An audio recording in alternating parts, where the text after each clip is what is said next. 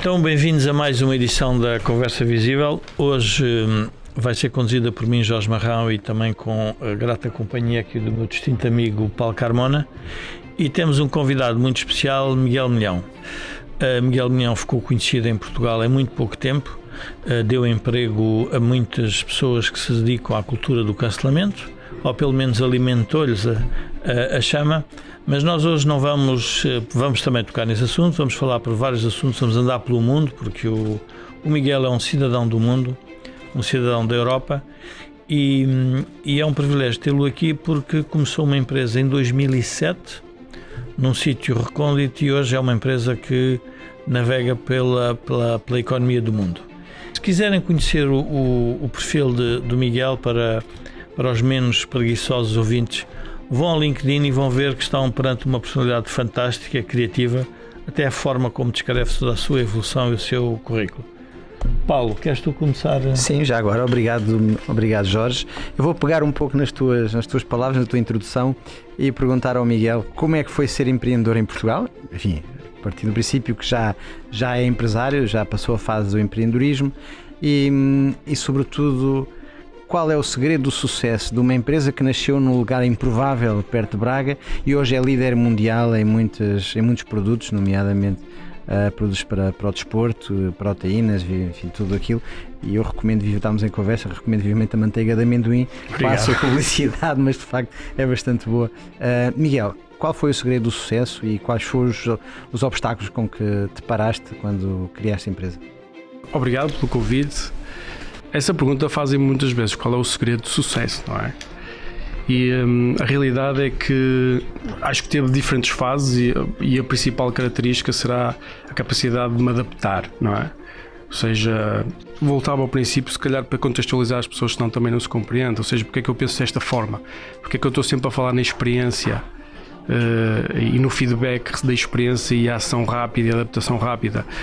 Eu desde novo queria ser empreendedor, não é? Ou seja, foi sempre o que eu quis ser. Mesmo com 5 anos as pessoas pensam que eu estou a brincar, mas não é normal, mas era assim que eu era. Então também tinha facilidade na escola, então penso, vou-me organizar, vou fazer um business plan, eu vou ganhar dinheiro e o problema está resolvido. Já começava a pensar em outras coisas, não era pensar em ganhar dinheiro. Então rapidamente me deparei com o que eu chamo a bigorna da verdade, não é? Ou seja, aquela bigorna que uma pessoa depara-se quando temos as nossas teorias. E ela, basicamente, os negócios que eu fiz foram todos negócios de insucesso, como são a maior parte dos negócios, não é? Quando se começa do princípio. E lembro-me de um dia que estava mesmo quase a desistir, e para mim desistir seria: ok, eu agora casei, vou ter que arranjar um emprego porque eu tenho que cuidar, tenho que ganhar dinheiro para um filho que vai nascer, não é? Essa realidade afetou muito na altura. E o que eu senti foi: eu se calhar, isto de uma pessoa ser boa na escola e parecer mais inteligente que os outros não resolve nada, não funciona. Se calhar o negócio é sorte, se calhar, não sei. E nesse momento eu disse não sei. Foi a primeira vez que eu disse não sei. E eu acho que foi aí que começou a minha experiência de sucesso como empreendedor. Ou seja, eu quando voltei, eu tinha um pequeno negócio e dizia assim: o que é que eu vou fazer? Não sei. Então, baseado no não sei, que tipo de atitudes é que eu posso tomar para ter sucesso, não é? E foi a partir daí que começou. Então o nosso negócio começou pequeno, não é? Era eu e depois a minha esposa a ajudar. Era uma loja de vender produtos de outras empresas. Eu já tinha feito muitas outras coisas com sucesso, outras experiências de negócio. E então foi nessa altura que basicamente comecei a mudar tudo. A Prozis é uma empresa, mas já foi 50 empresas diferentes, porque uma empresa com um empregado é uma coisa, uma empresa com 10 funcionários é outra, uma empresa com 100 funcionários é outra, uma empresa multinacional é outra, não é? Ou seja, todas estas empresas têm que ser muito diferentes. Eu chamo-lhe uma espécie de um barco no mar, não é? Como é que um capitão lida com um barco? Ele vai para o mar. O mar é compreensível, não é? Existe uma previsão de tempo, mas temos de estar sempre atentos porque pode mudar. A nossa localização pode ter um tipo de onda diferente, o barco não vai aguentar. E então é tudo adaptado ao momento, ou seja, existe um plano, existe uma direção geral onde eu quero estar, não é? Vou usar se calhar o exemplo dos portugueses. Os portugueses estavam aqui encostados na parte mais a oeste da Europa, os últimos a receber as especiarias do Oriente, quanta margem existiria, não é? Imaginem como eles dizem, qual é a nossa única solução? Vamos para o mar. Ou seja, como é que se reage ao mar? E então os portugueses começaram a reagir ao mar por adaptação, só para passar o cabo bujador, não é? Acho que foram 17 tentativas. Portanto, veste como um descobridor. E eu, depois de ter sucesso e depois de ter conquistado o que nós conquistamos, eu olho para o meu modelo e digo, isto é exatamente igual aos portugueses. Curioso. E fiquei fascinado até pela ideia portuguesa de descobrimentos. Portugal salvou o mundo. Se não fosse Portugal, hoje possivelmente seríamos uma coisa diferente do que somos, não é? Quando Portugal descobre esta nova rota marítima para a Índia, reduz o custo das mercadorias em 99%. E sobre isso é que o Império Muçulmano, da altura, se desfez, não é? E aqui a Prozis o que tentou descobrir, como vocês disseram, numa zona meia, vou-lhe dizer, insular, não é? Como se fosse uma ilha, sem capital, sem condições para fazer um negócio, para competir com quem quer que fosse, não é? A técnica foi a mesma, foi o que é que eu posso fazer? É ir para o mar. E então começámos a adaptar e acabámos por descobrir o novo caminho para a Índia, não é? E o que é isso? É conseguir trazer produtos com mais qualidade, a um preço razoável, com um serviço incluído. E então os clientes gostam, como é evidente, e por causa do sucesso que temos, não é? Isto acaba por ser a nossa, se calhar, numa nova fase de descobrimentos, se calhar este é o Quinto Império. Eu gosto. Que deveria ser. O Quinto Império é uma nação sem terra. Certo. É uma nação. A Fernando Pessoa fala muito sobre isso, é interessante para quem gostar de estudar. Eu gosto. Mas tu foste para o mar com um plano, mas na base da tentativa e erro, ou seja, adaptando-se às correntes. Exatamente. Okay. E não financiado. E não financiado, sem capital ao princípio, não é? Eu tive que fazer bootstrap, não é? Os portugueses tiveram a ajuda dos templários na altura, não é? E era um projeto mais de fé, não é? Não era estatal, porque não havia Estado, não é? Sim, mas era um projeto de fé, mas com os poderes da época a ajudarem. A ajudar e aqui também foi uma questão de fé, uma empresa é uma questão de fé. E eu lembro de uma coisa muito engraçada, que era, a Prozis antes não vendia a sua própria marca, nem tinha as suas próprias fábricas. Seria o equivalente aos portugueses quando eles viajam para Sul, na expectativa de virarem para Este para ir para a Índia. Agora, vocês conseguem imaginar o desespero que deve ter sido quando começam a virar para Este e depois quando dão por ela estão outra vez a ir para Sul outra vez. E então há aquele poema de Fernando Pessoa que também fala sobre isso, que tem que ser por fé. E a Prozis também teve esse fenómeno. E a Prozis chegou à Índia, parafraseando. A Prozis chegou à Índia. Chegou à Índia, hoje em dia é uma empresa consolidada e referência no setor. E agora, Prozis? A Prozis agora tem um modelo de negócio estabilizado. Ou seja, nós somos uma infraestrutura que vai desde a produção do produto, desenvolvimento, criação, faz todos os processos no meio e até à entrega no consumidor final com os nossos próprios meios de transporte, com os nossos próprios funcionários. Isto é um novo caminho, não é? Ou seja, ninguém executa isto, é uma coisa única ainda, se calhar já existe no mundo, não sei. Normalmente o pessoal vai muito pelos books, não é? Eu vou fazer terceirização, nós temos é que nos concentrar na nossa coisa, não é? Nós seguimos um caminho da verticalização. Não é? Nós fazemos o nosso software, nós fazemos o nosso marketing, nós fazemos o nosso relógio de ponta. De onde é que vem essa ideia da autossuficiência? Eu acho que este é um estado de espírito, não é? Nós começamos a fazer as coisas e eu acredito nisto. A única forma de produzir valor é a gestão da complexidade. Ou seja, se estivermos a fazer uma coisa que toda a gente pode fazer, não estamos a gerir complexidade, como, portanto, é muito fácil aparecer concorrência. E o pessoal fica muito admirado como é que a Prozis é tão rentável, como é que consegue crescer tanto, porque não há concorrência. Não é? Porquê? Porque a quantidade de complexidade que nós gerimos está fora da normalidade. Ou seja, certamente não conhecem uma empresa que faça o seu software, faça o seu desenvolvimento de produtos, imprime as suas etiquetas, produz os seus frascos de plástico, não é? Ou seja, monta os produtos, faz as fórmulas, vende o produto, faz o marketing. Quantas empresas estão ali dentro, não é? Mas é um mundo... É interessante estás a falar nisso e talvez fosse importante aqui para as pessoas perceberem porque é que nós, Conversa Visível, trouxemos aqui, que é a ideia como é que um empreendedor, um empresário olha para o mundo e como é que ele integra a sua empresa no mundo. E, portanto, o que estás a transmitir é uma ideia de autossuficiência, Exato. de uma competência, da complexidade. Isso mas vem de uma depois tens visão. o que te circunda. Exatamente. O que está-te a circundar, o que é que tu estás a ver que está Ou à volta seja, de ti? como eu disse no princípio, adaptação. Ou seja, a Prozis é um processo de adaptação. E o que é que me levou a chegar a este estado de desenvolvimento que nós estamos atualmente? O que é que nos levou a que isto acontecesse foi a estimulação do ambiente, de uma visão de curto prazo, médio prazo e longo prazo. Não é?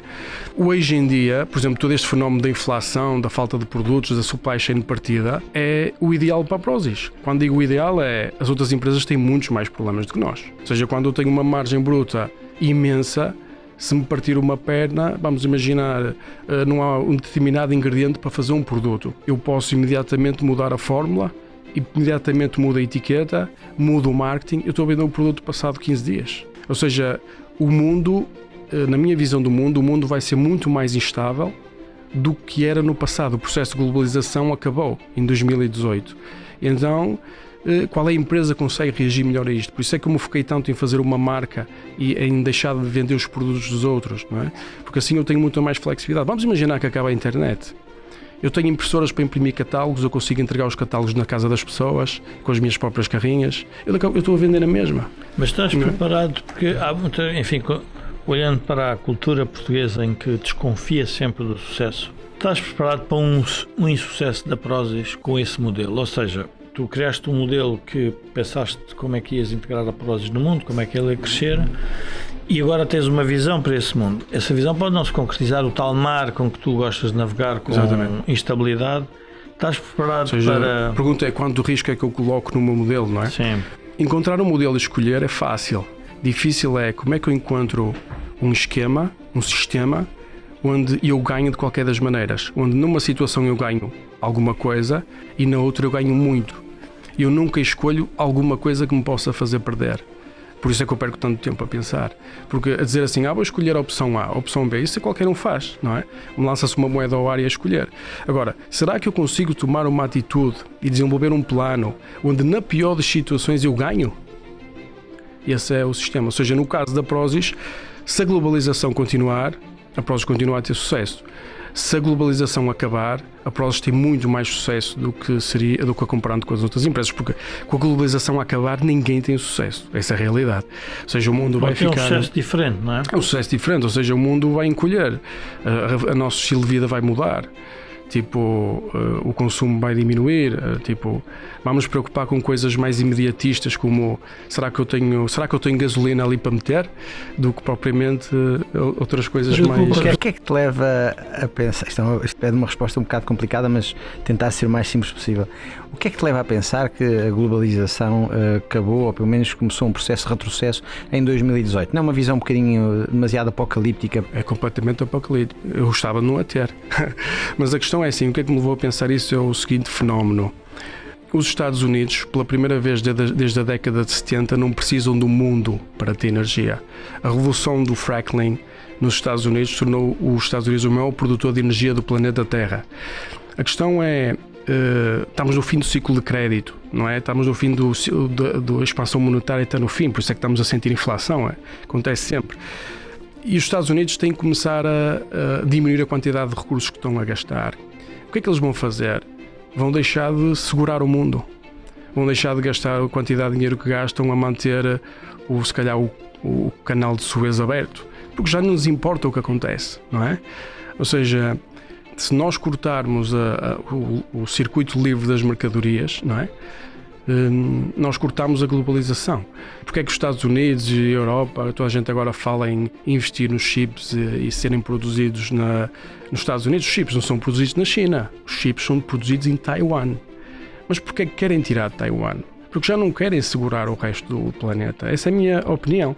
Isso nota-se com o movimento de Trump, ele foi claro, com a guerra económica, mas aquilo é qualquer coisa dentro dos Estados Unidos. Os Estados Unidos é um império. A diferença entre o resto do mundo e os Estados Unidos não é de... Os Estados Unidos é mais um país.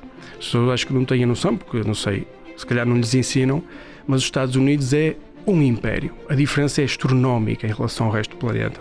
Ou seja, a força naval dos Estados Unidos é 10 vezes superior ao resto do mundo junto. Ou seja, nós não estamos a falar daqui de uma diferença razoável, é uma diferença absurda. E os Estados Unidos, desde o Bretton Woods, do contrato que eles fizeram, que foi assinado por vários países, não é? Seguraram e fizeram com que houvesse esta expansão mundial. Diz-me só uma coisa, eu posso interpretar as suas palavras que tens fascínio pelos Estados Unidos. Não tenho fascínio pelos Estados Unidos. Eu simplesmente admito que a diferença entre os Estados Unidos e o resto do planeta é muito grande. Sim. Os Estados Unidos é o país que tem mais energia, mais agricultura, mais sol, mais vento. É o país que tem mais rios navegáveis no planeta Terra.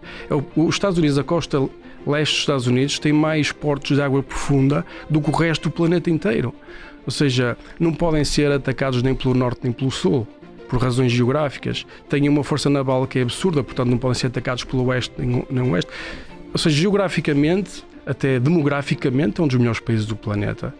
E então eu não gosto de lutar contra as evidências, eu gosto de descer o rio. Eu vou atrás dos factos, ou seja, se o facto fosse a China o melhor país do mundo, eu dizia que a China é o melhor país do mundo. Para mim não me faz diferença, é mais uma questão de observação. É evidente, quem disser que os Estados Unidos não um império hoje não leu o suficiente. E como é que tu vês a relação dos Estados Unidos com a mãe Europa, no fundo, a que criou também, ajudou a criar os próprios Estados Unidos? Eu acho que os Estados Unidos neste momento estão numa encruzilhada, não é? Que é com aqueles problemas todos que estão a acontecer no planeta Terra. O principal problema é a demografia do planeta, não é? Depois vem o ciclo de crédito e vem este fim da globalização. Eu acho que os Estados Unidos querem salvar a sua pele. Ou seja, eu se estivesse no lado deles fazia o mesmo. Ou seja, eles têm duas opções: ou sacrificam-se e o mundo fica mais ou menos instável, ou resolvem o seu próprio problema e é o caos para o planeta. E eu acho que já é um bocado óbvio a decisão que foi tomada. Basta olhar para a valorização do dólar no último ano. É absurdo, isto aqui não faz sentido nenhum, está a destruir o planeta. Mas isso tem benefícios do lado deles, a inflação desce, eles estão a exportar a inflação, as coisas ficam equilibradas, eles têm acesso a matérias-primas mais baratas e quando vamos ter uma década de matérias-primas altas, não é? Ou seja, eu se estivesse do lado deles fazia igual. Eu preocupava-me comigo, com a minha família e com o meu país, não é? Europa, vamos voltar à Europa. Como é que tu vês a Europa neste mundo em que os Estados Unidos estão com uma estratégia que pode ser menos protetora, se quisermos, do resto do mundo e dos valores do Ocidente? Como é que tu vês a Europa? Preocupa-te os nacionalismos, o fechamento, a falta de decisão pensada? O que é que preocupa mais? A coisa que me preocupa mais neste momento é o facto da expansão monetária já não está na mão do Banco Central, mas está na mão de 19 governos diferentes que pertencem ao euro. Isso é a coisa mais assustadora que existe. Que é, desde o Covid, vocês devem ter visto aquele fenómeno dos bancos, os governos dizerem aos bancos: empresta o dinheiro que eu garanto. Isso é expansão económica, porque quem produz o dinheiro não é o Banco Central, são os bancos comerciais. E as pessoas, vê-se muitas vezes na internet as pessoas a dizer que é o Banco Central que está a fazer dinheiro. O Banco Central não faz dinheiro. Isso basta pesquisar 5 minutos na internet para as pessoas saberem. Quem faz dinheiro são os bancos que emprestam dinheiro. O Banco Central controla a taxa de juro, controla as necessidades de capital. É como se fosse uma forma, como se fosse um cavaleiro a controlar as rédeas do cavalo. Mas são os bancos comerciais que fazem a expansão do dinheiro. Quando um Estado, como por exemplo o Estado português, ou o Estado alemão, ou o Estado francês, diz assim: banco, empresta dinheiro que eu garanto. Ou seja, o banco vai emprestar, certo? Isso é expansão de dinheiro, por isso é que, como é que é possível haver expansão de dinheiro durante o Covid? Isso não faz sentido. Ou seja, o banco é aquele que não empresta o guarda-chuva quando está a chover. É evidente, tem que se proteger. E como é que houve expansão monetária? Porque os bancos emprestaram porque o governo garante. Acho que a semana passada 65 bilhões para as empresas energéticas na Alemanha, não é? Isto é expandir a base monetária. Mais base monetária, mais inflação. É tão simples como isso. Quem paga a fatura? A população. A questão é assim: se fosse um Banco Central a controlar, algum dia eles podem dizer: vamos tomar esta atitude ou aquela. É para que estás a dizer que os bancos centrais perderam a independência? Não existe independência. Ou seja, os próprios governos podem expandir na Itália e na Espanha. 25% de dívida corporativa é garantida pelo Estado. Isso não aparece no balanço dos governos, não aparece em lado nenhum. Ou seja, se eles não pagarem, estas empresas, e essa dívida certamente é aquela que tem menos qualidade, como é natural, Se eles não pagarem, isto vai aparecer nos balanços dos governos mais tarde ou mais cedo. Mas isso é irrelevante, porque como a expansão monetária é muita inflação, é fácil gerir um país, entre aspas, em termos nominais, não é? Nós não vemos o orçamento do Estado a subir por causa da inflação. Ou seja, é um ciclo. Para mim, isso é o pior problema que existe. No entanto, existe outra questão, que é os governos querem controlar a carga, a quantidade de expansão monetária, o dinheiro, os euros neste caso, e todos os países estão a fazer isso. Só que no nosso caso temos 19 países, cada um a puxar a sardinha para a sua brasa, que é o que eu posso qualificar como um circo económico, isso não faz sentido nenhum. Por outro lado, há outro fenómeno, que é eles querem controlar as taxas de juros, que ainda torna a coisa mais absurda. Eles vão fazer isso certamente obrigando os fundos de pensão a comprar a dívida dos governos, não é?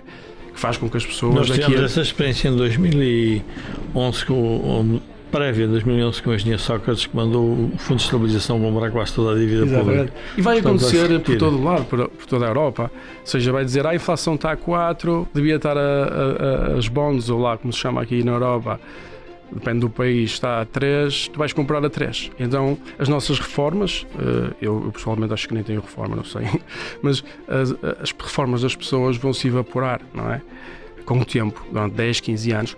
Mas, pior que isto é o que vai acontecer a seguir, no meu entender, que é, se tu controlas a quantidade de produção monetária e se tu controlas a taxa de juro, só há uma válvula de escape, que é o flow do capital. O câmbio. Neste caso eles querem fazer o pega ao câmbio também, vão fazer. Neste momento o que está a acontecer é o câmbio, é uma válvula de escape. Quando eles segurarem o câmbio, não é? O câmbio é sempre um rácio entre o interest rate, ou seja, se dou mais interest rate, teoricamente as pessoas querem a minha moeda, não é? Teoricamente, se não tiver tudo partido. Porque aqui na Europa aumenta-se e ninguém quer.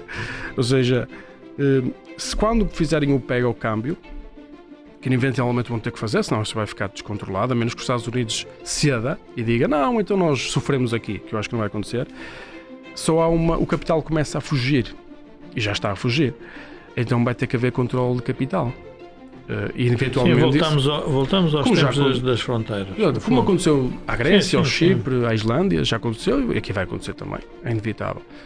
E o pessoal pergunta, Miguel, então qual é a solução? Eu acho só uma solução, no meu entender, é inventarmos uma fonte de energia, sei lá, tipo fusão a frio ou qualquer coisa assim, mas é tarde demais, ou seja, depois estas políticas do ambiente, o pessoal pensar que os painéis solares e as windmills vão salvar o mundo, não sabem fazer contas também. Nós tivemos aqui um convidado a semana passada, há 2 semanas, que nos referia, não é? Há 2 semanas, sim. Que a passagem enfim, apesar de todo o esforço louvável, exatamente.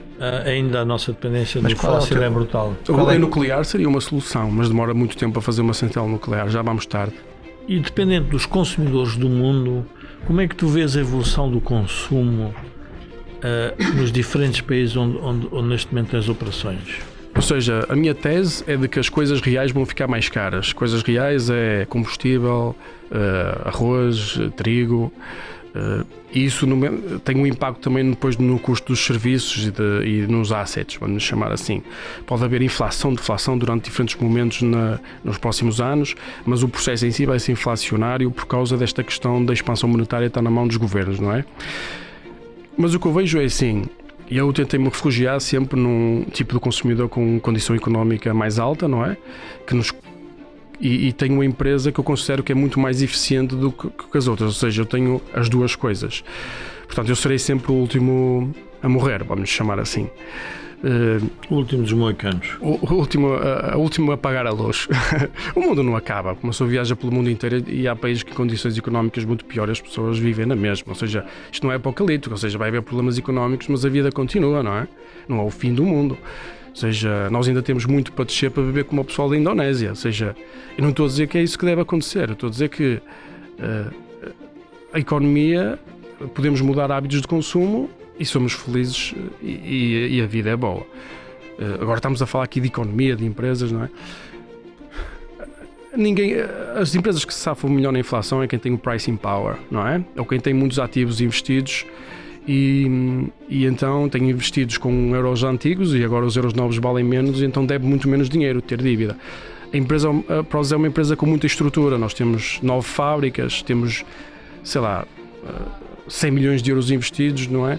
Ou seja, ganhamos por aí, ganhamos também porque temos o pricing power e ajustamos o nosso preço. Outra coisa é a Prozis estar preparada para vender metade. Ou seja, se vendesse metade, a Prozis era rentável na mesma. Eu só sou uma pessoa que gera com muita precaução e cuidado porque não sei, não é? És uma mistura de um conservador com risco. Não, eu sou absolutamente um conservador. Mas sou um conservador que sabe a realidade que se apresenta à sua frente, que é do desconhecimento, não é? Ou seja, eu sei que a qualquer momento posso estar super preparado e aparece qualquer fenómeno, sei lá, político, geográfico, ou pode cair um meteorito em cima de um parque industrial, ou seja, sei lá, e tudo pode acontecer. E a vida é assim, se faz parte da vida. Eu acho que o que tem interesse também é assim, se fosse tudo estável, seria aborrecido, não é? O teu conceito, a tua visão negativa da Europa reside em quê? Reside na falta de recursos que os Estados Unidos têm? Reside em alguma arquitetura política? Reside basicamente em quê? Ou seja, eu como disse, demografia? A pior é esta questão monetária do euro. Depois há a questão demográfica, que é o caos absoluto na Europa, não é? Ou seja, a Europa, o pessoal, e aquela questão do aborto que foi a polémica, o pessoal daqui a 20, 30 anos vai ver quanto importante é ter muitas crianças, porque o mundo sem gente nova não existe, que é o mesmo que vai acontecer à China. Por isso é que a China já tem, digamos, o seu fim já montado em termos económicos, vamos chamar assim. Falta de matérias-primas, não é? Ciclo de crédito, ou seja, todo o mundo está mais ou menos no mesmo sítio. O problema da Europa é pior do que as outras regiões, vamos dizer assim. Os Estados Unidos acaba por tem a moeda de reserva mundial, tem todas aquelas características que eu falei, não é? E tem um maior exército. Em última instância, os Estados Unidos podia invadir um país e dizer eu quero este petróleo, não é? Ou seja, que eles não precisam na realidade, porque eles têm lá energia suficiente para muitos anos. Ou seja, a Europa tem todos estes problemas, demografia, o sistema político, a incapacidade de inserir imigrantes de forma tão produtiva como os americanos o fazem, o excesso de, e quando digo excesso, digo para ter a capacidade de adaptação, o excesso de apoio social que se tem nestes países. A Europa não cresce há 20 anos, não é? É assustador. Ou seja, como é que nós então temos mais qualidade de vida? Não é? Já sabemos o que é que vai acontecer a seguir. Tirando os Estados Unidos, que se houvesse um local do mundo, uma geografia onde gostarias de investir, que escolherias? Por exemplo, o Brasil é autossuficiente, tem um problema de arquitetura, a África tem recursos, a Índia tem uma demografia fantástica, e a China já disseste que não, mas dentro de alguma geografia, tirando os Estados Unidos, que te interessa? Assim, o Brasil é autossuficiente, mas tem um problema muito grande que é a geografia, ou seja, os rios descem para oeste, ou seja, não vão para o mar. Então as matérias-primas têm um custo muito maior. Se não houver matérias-primas caras, o Brasil não funciona como país, como nós vimos agora nos últimos 20 anos, não é?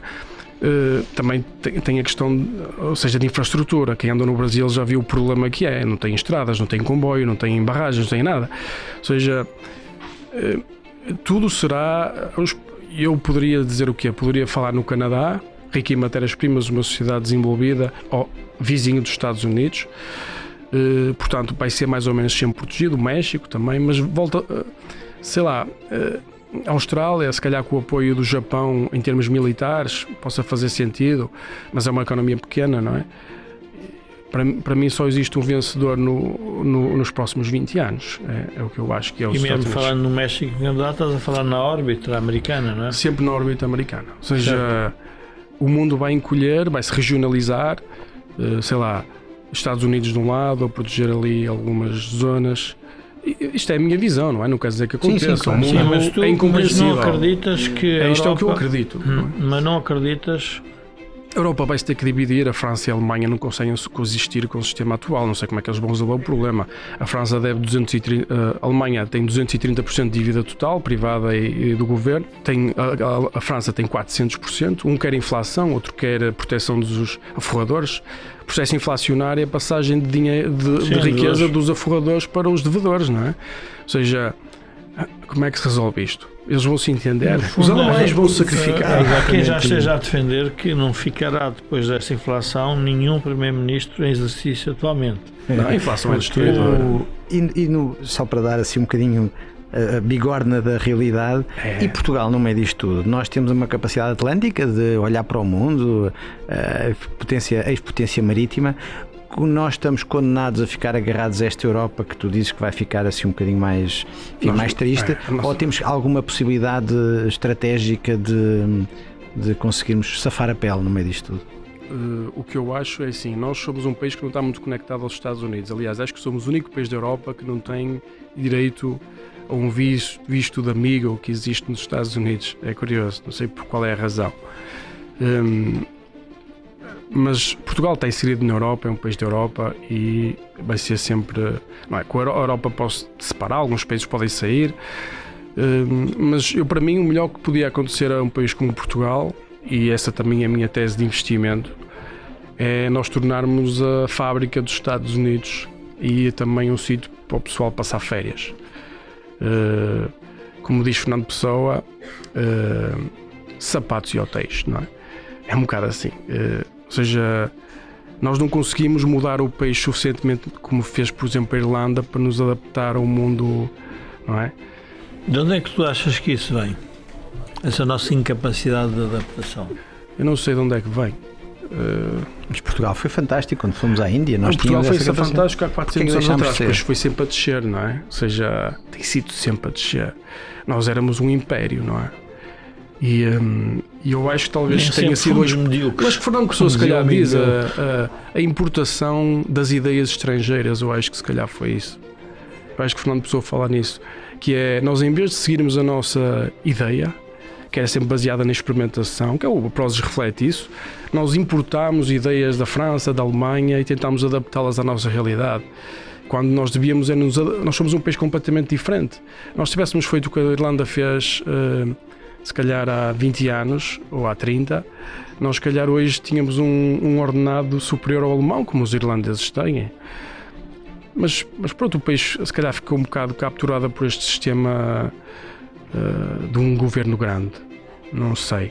Mas eu acho que isso acaba por portugueses escolher, não é? Ou seja, os portugueses escolhem e no fim vamos ver, vai-se vivendo, não é? Ou seja, eu acho que depois o indivíduo tem que decidir e muitos decidem emigrar, outros, não é? Eu, no meu caso, consegui fazer uma empresa grande porque eu no primeiro ano já estava a levar a empresa para a Espanha, a internacionalizar. Se eu dependesse do mercado português, não conseguia fazer uma empresa destas. O que é confrangedor assistir é, na ditadura, as pessoas tiveram que emigrar e agora em democracia voltamos a ter que emigrar. Ou seja, no fundo nós não conseguimos encontrar o modelo de fixação das competências em Portugal e de crescimento económico saudável. Mas é evidente, ou seja, nós temos uma ideologia de normalização dos ordenados, igual para toda a gente. Não apoiamos a meritocracia, então os melhores têm uma tendência natural para ir embora, não é? É normal, eu acho que é normal. Ou seja, se nós normalizarmos as notas das pessoas e vamos imaginar uma escola, não é? Aquela ideia de que toda a gente tem as notas e depois vamos pegar em quem teve A ou quem teve mais de 90% e vamos pegar numa percentagem e vamos dar a quem teve menos de... Quando andamos por ela, daqui a bocado ninguém estuda, não é? Porque sim, não compensa. Se não houver estimulação, o comunismo e o socialismo são ideias muito bonitas na teoria, já foram e não tem funcionado, não é? E eu acho que não vai funcionar porque o modelo económico pragmático do capitalismo, que é a exploração da ambição humana e do seu egoísmo para o bem comum regulada, que os tratores dizem o contrário, que nós, é tudo, cada vez que falam em capitalismo fala sempre em desregulação. Exato, mas eu acho que não existe capitalismo desregulado no mundo, ou seja, há tantas regras. Eu a trabalhar, nós estamos a expandir para os Estados Unidos e é uma cena incrível, ou seja, o pessoal diz, os Estados Unidos é uma selva, tem mais regras do que aqui, ou seja, diferentes. O que eu quero dizer é, ou seja, todo o mundo é regulado porque há uma tendência natural. Mas, por exemplo, há economias como a Singapura que exploram o liberalismo económico de uma forma diferente. rapidamente tornaram-se logo potências, não é? E nós somos um país de 10 milhões de pessoas, era super fácil, era mesmo fácil, por toda a gente rica, não é? Há quem diga, por exemplo, estás a dizer o nivelamento dos salários, mas também há a questão do nivelamento das ideias, há o nivelamento de alguma estagnação. Como é que tu, um empresário de sucesso, se tivesses que tomar conta do país, o que é que as tuas medidas imediatas para devolver aos portugueses a ambição e acabar um pouco com esta estagnação e com este empobrecimento relativo em relação ao resto da Europa? Olha, eu não inventava nada, copiava tudo. Só é preciso inventar quando se está à frente. Enquanto se está atrás, é copiar. Olhava para a Irlanda, para a Estónia, para Singapura. E depois ir à procura do seu modelo próprio. Exatamente, mas via o que funcionava e pegava no que funcionava e instalava, não é? Não ia tentar desenvolver grandes teorias de que a minha tese é que funciona e que eu vou salvar o país. Não era assim, no meu entender, não era muito difícil, mas era preciso, não é, isto é uma democracia, é preciso que as pessoas quisessem. O crescimento pressupõe sempre o sacrifício do presente pelo futuro, sempre. E as pessoas não estão dispostas a sacrificar o presente pelo futuro. Não, são alimentadas politicamente para se pensar manterem como estavam, sacrificando o futuro. Sempre. Vivem o presente e não percebem que o futuro é que é dramático. E, por exemplo, no meu caso, na minha vida, o que é que eu fiz? Ainda hoje, para mim é uma espécie de obsessão, eu sacrifico sempre o presente pelo futuro. Chega a um ponto em que o futuro é tão grande que já não precisamos de sacrificar nada economicamente, não é? Que outros países estão nessa situação. Há fase agora, não podemos é ter ideias de que podemos gastar tudo o que queremos e querer crescer ao mesmo tempo, não? E querer...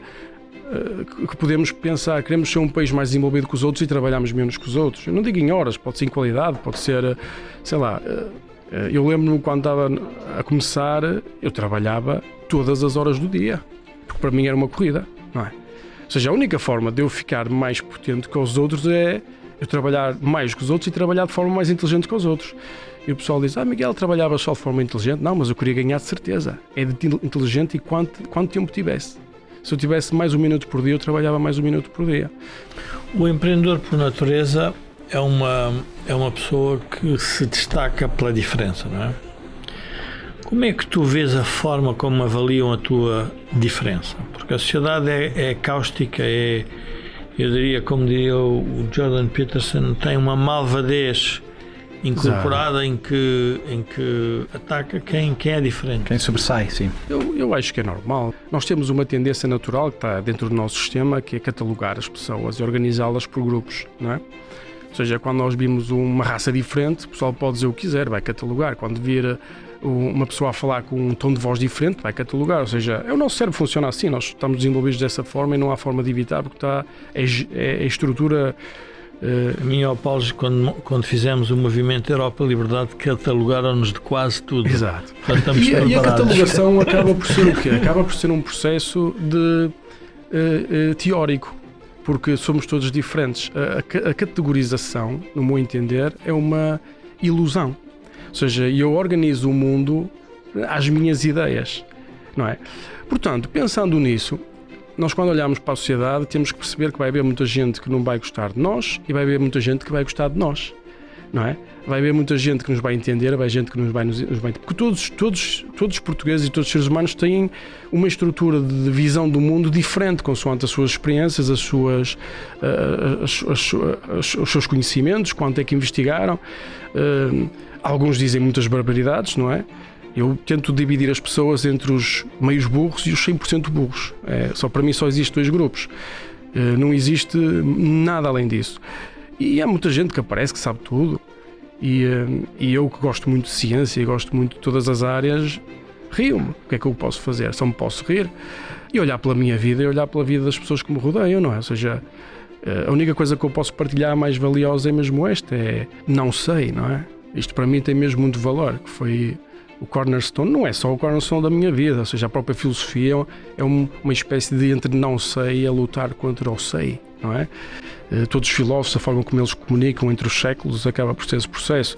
A própria arte é assim. Ou seja, e esta é uma luta que vai continuar a existir e nós agora estamos num momento no fim do positivismo, no meu entender, vai haver uma crise muito grande e vamos voltar outra vez a pensar de uma forma diferente, ou não é todas as pessoas, um grupo de pessoas mais alargada, não é? Por exemplo, a forma como as pessoas falam, está comprovado cientificamente, só esse conceito de comprovado cientificamente, a ciência é para falsificar, não é para provar, não é? Mas as pessoas pensam que quando se diz comprovado cientificamente significa eu tenho uma dúvida sobre este assunto, mas acho que é assim, mas elas pensam que não, pensam que quer dizer é verdade. A ciência, o objetivo da ciência não é descobrir a verdade, é aproximar-se da verdade. E também confundem ciência com técnica, ou seja, o que fez o mundo não foi a ciência, foi a técnica, foi a experimentação, foi os engenheiros que fizeram o mundo, não é? A ciência tem o seu contributo como é natural, mas é sempre a diferença entre o mundo das ideias e o mundo da realidade do epistemologia, não é? Isto é epistemologia, acaba por ser assim. Quando nós começamos a assumir em Portugal o país que somos, o tamanho que temos, a quantidade de formação que temos, qual é o nosso lugar no mundo, esse é o primeiro ponto para depois descobrir então que estratégia é que vamos utilizar para ganhar aos outros. É um bocado assim. Ou queremos viver na média do mundo. E Portugal não vive na média do mundo, Portugal vive muito bem, não é? Ou seja, Portugal teve muitos benefícios da sua localização, vai estar na União Europeia, não é? Portanto, és uma pessoa com poucas certezas, é uma pessoa do quanto mais conhece e sabes, mais sabes que nada sabes. Eu tenho uma certeza, que é que não sei nada. Exatamente. Essa tenho a certeza. E tenho outra. Eu também sei que mais ninguém sabe nada. Isso aí é super interessante. Ou seja, porque isso muda a nossa forma de pensar. Mas tu estás convencido que estamos no fim não de uma civilização? É uma teoria. Uma teoria, pode acontecer, portanto, ou pode não acontecer. Opinião, porque eu não sei. Sim, não sabes, mas tens alguma ideia que isso possa eventualmente acontecer? Há um risco, humilde não risco de acontecer. Eu acho que não é humildade, até um bocado teus... tipo, uma pessoa que diz não sei é bastante mais inteligente que os outros, sim, garanto. A humildade é um sinal de inteligência em relação aos vários cenários. Quem sabe muito diz assim, eu quanto mais estudo, mais reparo que não sei nada. Eu quanto mais leio, quanto mais investigo, quanto mais visito, mais sei que não sei nada, não é? Miguel, quando te ouvimos a falar, no fundo, tu és uma pessoa que estuda as coisas, estuda o mundo, estuda a ciência, estuda a economia, estuda os grandes movimentos sociais. Como é que tu olhas para a política? A política é um sistema de organização das sociedades, não é? E há diferentes tipos de política, desde ditaduras, autoritarismos, até democracia. Por exemplo, o que eu acho mais incrível, sem dúvida, se formos olhar em termos políticos, eu gosto muito da democracia, porque, reparem, eu sou pragmático, eu até poderia dizer, não, a ditadura produz mais qualidade de vida. Podia ser assim, no geral, mas na realidade eu acho que a democracia vive muito deste conflito. Porque é muito interessante quando existe pessoas de um lado e pessoas do outro lado, pessoas com a opinião A, pessoas com a opinião B, C, e é neste conflito que se produz o pragmatismo, porque o povo tem uma tendência a mudar quando as coisas não funcionam. Estou plenamente de acordo. Exatamente. Quando dizem que o povo é esquerda, fico nervoso, porque a história tem demonstrado que muda rapidamente. E eu acho que a democracia tem essa vantagem de permitir alterações, e podíamos falar de maturidades políticas e democráticas, e para mim a democracia de instituições, na realidade, existe nos Estados Unidos, no resto do mundo ainda são democracias muito, como é que se diz, com problemas a andar, não é? Eu diria assim. Mas funcionam, e a população vive bem, e eu visito muitos países que não têm democracias funcionais, e as pessoas vivem de forma... vivem com paz, pelo menos, não é? E têm comida e têm coisas, não é? E vivem outros sítios onde as coisas são mesmo horríveis, não é? Há de tudo.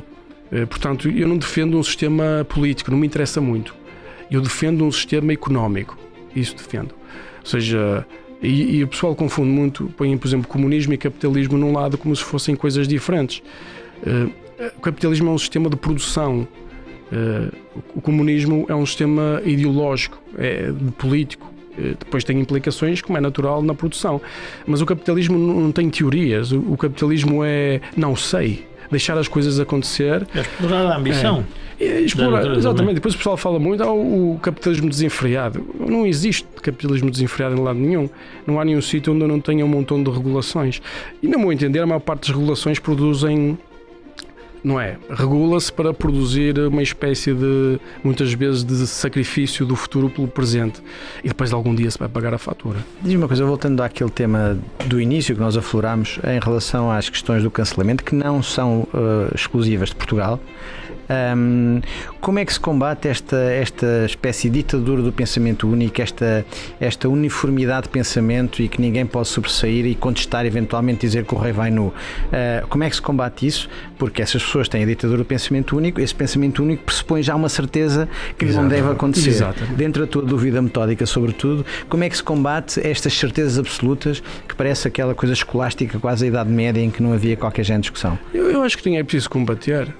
A guerra já acabou, ou seja, ela extingue-se automaticamente porque a verdade é uma bigorna. Ou seja, o pessoal diz assim: hoje em dia, aquecimento global, temos todos deixado de consumir petróleo. Espera, só tens que esperar. A verdade vem aí e vamos ver então quem tem razão, não é?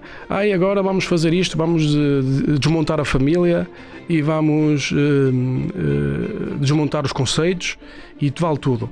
Espera. A verdade vem aí, ou seja, criar famílias. Nem vale a pena, ou seja, lutar no sentido. Acho que é um processo que já está ganho à partida, porque a verdade vem aí, é inevitável. Produz mais sofrimento ou menos sofrimento, consoante as atitudes que se tem, mas eu acho que vai ser sempre recuperável, não é? Portanto, para mim o processo de cancelamento é uma coisa que nasceu muito no início das redes sociais, não é? Antigamente houve o grande cancelamento, por exemplo, em França, na Revolução Francesa, acho que se matou, 60 ou 70 mil pessoas, tipo, aquilo foi um cancelamento, não é? Cancelamento. Exatamente. E depois houve vários cancelamentos ao longo da história e este é mais um, não é? Uma reação entre a certeza e a dúvida, de certa forma. Mas acaba por ser uma coisa muito internet, acaba por ser uma pessoa, na realidade não se nota nada, ou seja, a mim tentaram-me cancelar, lá como é que foi que se chama essa cena, não é? Mas, por exemplo, as pessoas são super simpáticas para mim, são super cordiais, toda a gente que eu lido... Mas tu és um privilegiado porque tentaram cancelar, mas estás a viver... Mas eu sou incancelável. És incancelável. Porque eu me tornei incancelável, não é? Ou seja, eu sabia que isto ia acontecer... Qual é o conselho que dás para as pessoas se tornarem incanceláveis num país como Portugal? Não é fácil. Eu gastei 15 anos da minha vida para me tornar incancelável. Eu não digo 15, diria 10. Eu em 2018 escrevi, se vocês forem ver a missão da Prozis, diz lá: não nos tentes mudar, não vais conseguir. Ou seja, isto é uma reação à minha já expectativa de cancelamento. Eu dizia à minha mulher: olha, não sei o que e tal, viver aqui em Portugal não vai ser fácil, porque e tal, as pessoas vão fazer isto, vão fazer aquilo, vão-te puxar para a ribalta e não sei o que mais. Ou seja, eu previ que isto ia acontecer, não é? E então, o que é que eu fiz? A forma de ser cancelável no país, primeiro, é não deves viver aqui. Ninguém te pode cancelar se não vives aqui. Segundo, não deves depender financeiramente do país. E o meu caso também é esse. Eu não dependo financeiramente de Portugal. Não dependo das relações em Portugal. Ou seja, mas na realidade, mesmo pessoas que estão numa situação... eu acho que o pior, pessoas que sofrem mais do cancelamento são pessoas, personalidades públicas, de cómicos, youtubers, influencers. São os que estão mais frágeis, porque eles dependem da audiência. E eu já vi centenas de casos de... Tem medo de ser cancelados. Tem medo e eles podem mesmo ser cancelados. Então eu achei curiosa a reação de eu estar a tentar influencers a ser cancelados quando eles são as primeiras vítimas do cancelamento. Por exemplo, a quantidade de vezes que já tentaram cancelar pessoas na Prozis, pessoas a ligarem, a fazerem pressão nas redes sociais a dizer: olha, cancela o Rui Unas ou cancela o José Castelo Branco, não faças negócio com eles porque eles dizem isto. Tantas vezes. E a minha política sempre foi igual. E mesmo pressão até dos próprios funcionários. Eu dizia: não, cada um é como é e faz o que quiser, desde os boundaries éticos e da legalidade, não é? Claro. Ou seja, do bom trato, não é? Social. Cada um tem direito a ser diferente. E então nós nunca vamos cancelar ninguém. Nunca cancelei. E recebi mensagens de muitos influencers a dizer e tal, não sei o que mais. Mas a questão é o resto da população. Olha, empresários, quanto mais publicidade, melhor. Portanto, não tenho medo nenhum em ser cancelados. Políticos, tento-lhes cancelar de 5 em 5 minutos e ninguém consegue, não é? A vida de político é ser cancelado, não é? Mas não dá para cancelar um político. Ou pelo menos cancelar as ideias deles. Exato. Mas na realidade a vida do político é uma vida Dura. Eles têm que ser resistentes, sem dúvida, e são. Já é muita experiência, não é? Eu, por exemplo, a mim não me gostou nada este processo de cancelamento. Fiquei um bocado afetado da família, dos amigos, que mais a minha mulher não tive problemas. Eu senti assim, pessoal triste e afetado. Isso mexeu um bocado comigo. Mas eu acho que só custa a primeira vez, depois custa menos. Eu acho que eles já me disseram: Miguel, estamos preparados para a próxima. Ok. Vais continuar a arriscar ser cancelado? Eu nem considero o risco. Não considero o risco. Ou seja, eu sou incancelável. Ou seja, e eu acho que a maior parte das pessoas é incancelável. E quando elas perceberem que são incanceláveis, elas não vão ter medo. E depois eu vi todos os fenómenos, como é que acontecia nos Estados Unidos, não é? O que é que se devia fazer? Qual era o roadmap que devias seguir? Ou seja, eu sou maluco, mas não sou tolinho, não é? Ou seja, por alguma razão acabei por ter tanto sucesso, não é? Existe um planeamento, uma estratégia, uma visão, não é? Eu, por acaso, foi uma semana super divertida, cansativa, porque eu pensava muito de noite, então acabava por dormir poucas horas, executava de dia, mas foi definitivamente a semana mais divertida da minha vida. Eu nunca me diverti tanto. Obrigado. Bom, termina aqui esta conversa visível. Foi um privilégio ter esta conversa contigo, Miguel, muito estimulante. Andámos por muitos lados e ficou a nota de não ser cancelável. Nós que somos defensores da liberdade neste país, eu e o Paulo e as pessoas que escrevem na Mão Visível, ficámos muito satisfeitos com esta tua remate final, porque revela muito do que é um verdadeiro democrata, é não cancelar os outros e está sempre disponível a ouvir opiniões diferentes sobre o mundo e sobre as suas vidas. Muito bem, Mais obrigado. uma vez, muito obrigado. Muito obrigado, Miguel. Obrigado. Com liberdade e tolerância e felicidades e muito sucesso para a Prozis descobrir novos mares e navegar por novos mares. Obrigado. Obrigado.